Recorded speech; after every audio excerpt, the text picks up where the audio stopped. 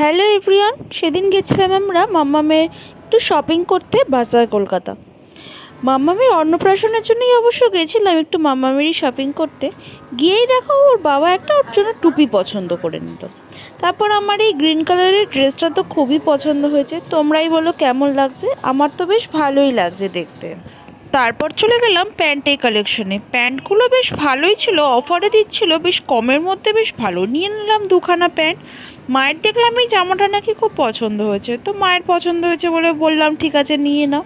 ও মা, এ কি, আমি যে জামাটা পছন্দ মাম্মার করেছি কোনটা সেটাই ভালো দেখি লাগছে? আবার ওর পাপা আর ও কি এই জামাটাই পছন্দ করছে, কিন্তু ওরা তো জানে না আমি তো নিয়েই নিয়েছি সেই জামাটা। ওরা আবারও পছন্দ করছে।